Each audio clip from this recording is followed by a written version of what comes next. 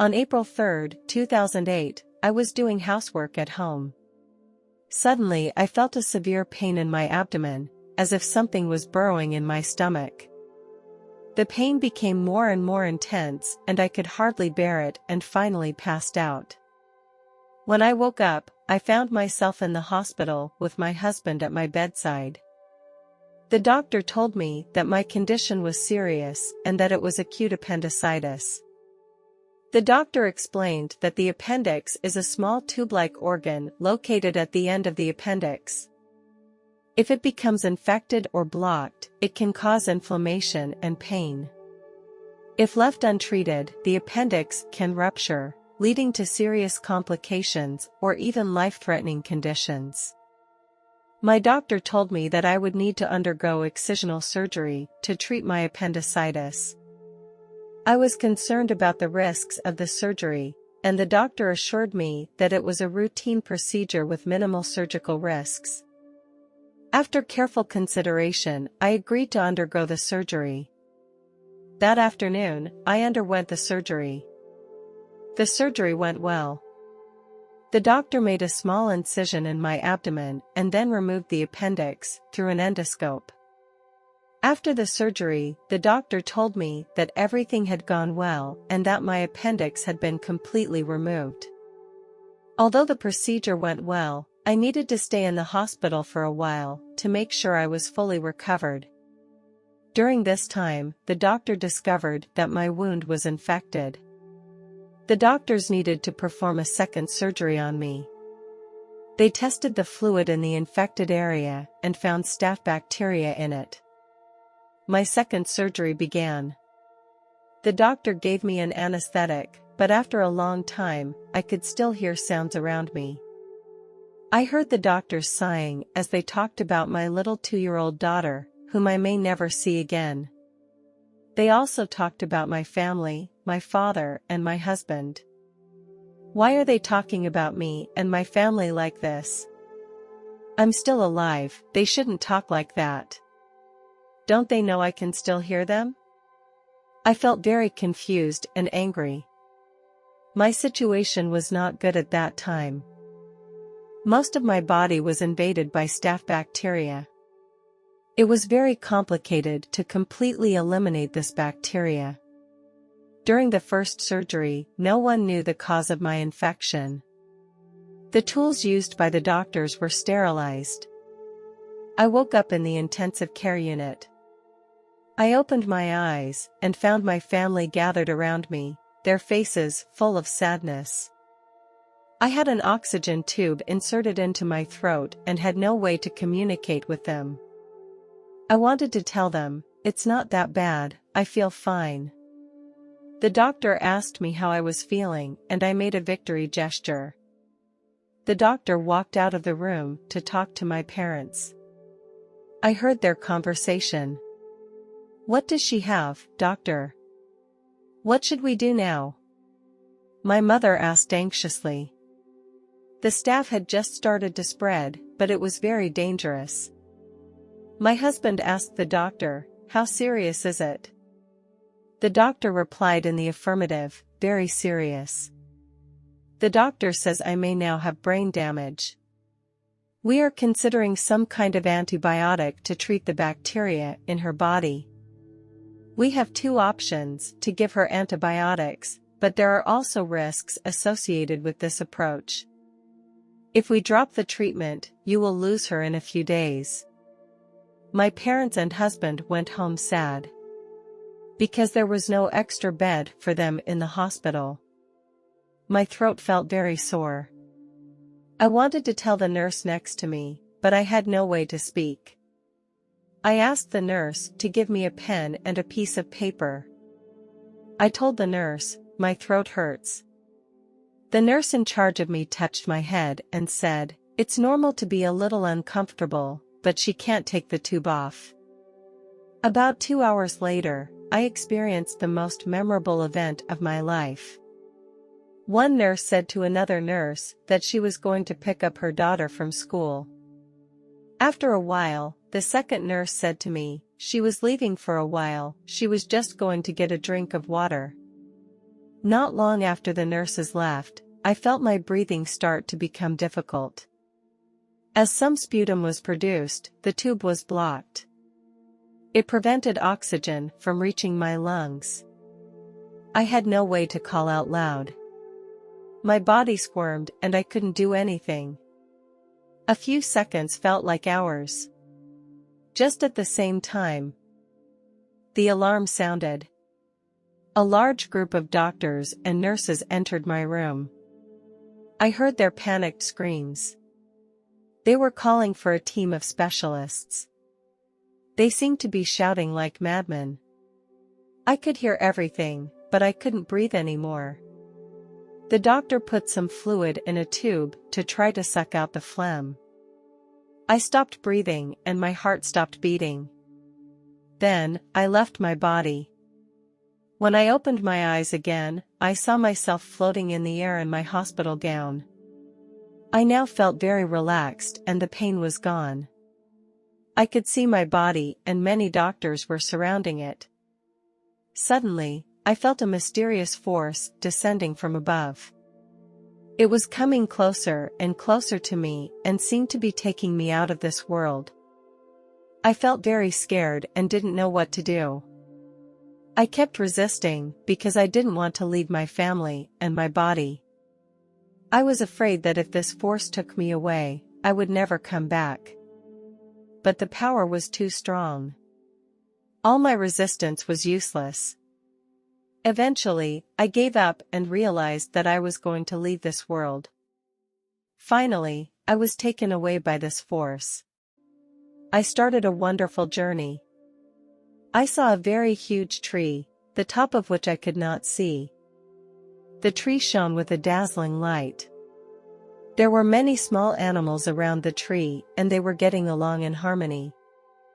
I felt at peace here, and they radiated a kind of love I had never felt before. Their voices penetrated my soul. I continued to float upward and my body became more and more relaxed. This relaxation was not only external, but also internal. More wildlife appeared before my eyes. It was the first time I saw so many wild animals at the same time. They were very different from the animals on Earth, and their colors were different. They were all very friendly, as if we knew each other. I continued to walk forward. I saw a lot of children. They had different skin colors and they came from different areas. Each one was unique and beautiful at the same time.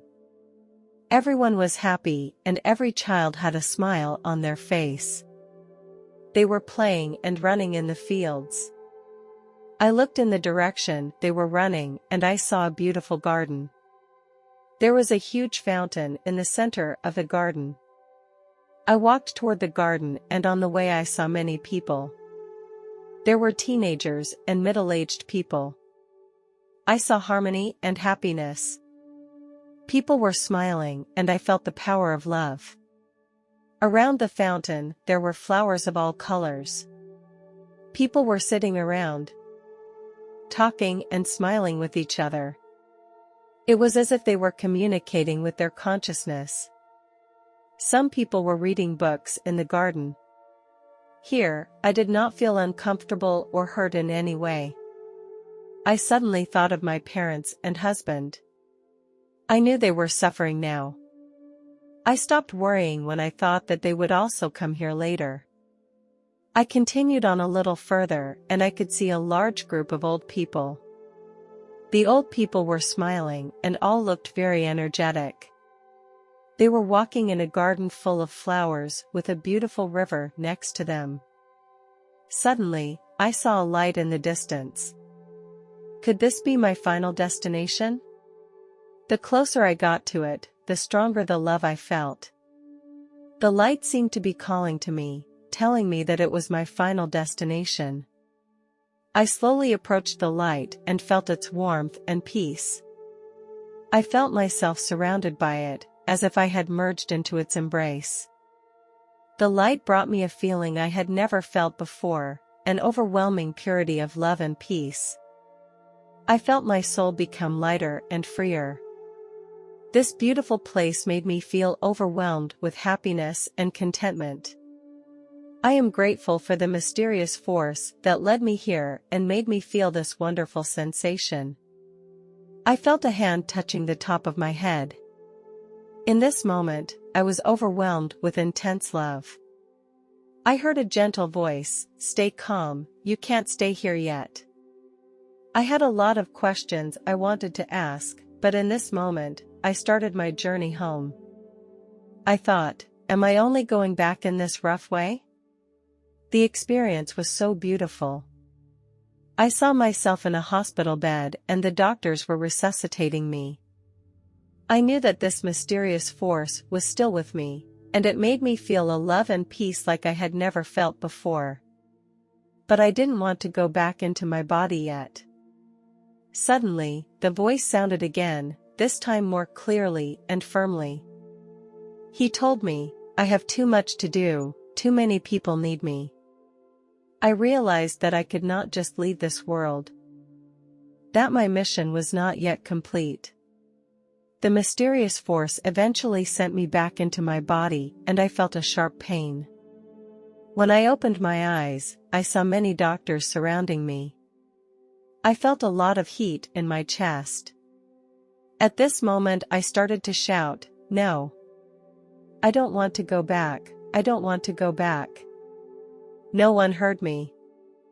I was desperate because I didn't want to stay here. I slowly fell asleep. It was as if no one cared what I wanted. Everyone wanted to take me back to this place of pain. During the time I was gone, my heart stopped beating. The doctors did not give up on me. After a long time, I regained my heartbeat. A doctor stayed with me all night. At first, I felt confused and disoriented. I blamed the doctor for bringing me back. Several hours passed before I gradually came to my senses. It was then that I slowly came to terms with what had happened. I told the doctor about my experience. After the doctor heard my story, he was silent for a while. Then he began to tell me some stories about near-death experiences. He said that these experiences are not rare and that many people have similar experiences. He told me that this mysterious force could be a belief or faith deep inside me. He asked me if I had any religious beliefs, and I said I did not. I began to wonder if I should seek a faith to help me understand this experience. The doctor told me that faith can help people be stronger in the face of death and hardship. After hearing the doctor's words, I felt much more relaxed. I returned home with very mixed emotions. On the one hand, I was thankful that I was able to return home and see my husband and family. On the other hand, I was confused because I could not explain the scenes I had experienced. I tried to tell my husband about the light I had seen and the power I had felt, but he did not believe me. He hugged me and reassured me, "Honey, it was probably just a hallucination you had during the surgery, don't worry too much about it." I understood him very well. After all, it was a very strange and unexplainable experience. I sat on my bed and thought back to that experience over and over again. I remembered clearly the voice telling me that I still had a lot to do and that there were many people who needed me. I began to think about the meaning and purpose of that voice and tried to gain some insight from it. Even though my husband didn't believe me, I didn't have the slightest doubt about the authenticity of the experience. I knew it was a real experience that I was experiencing, not a hallucination or a side effect from a drug.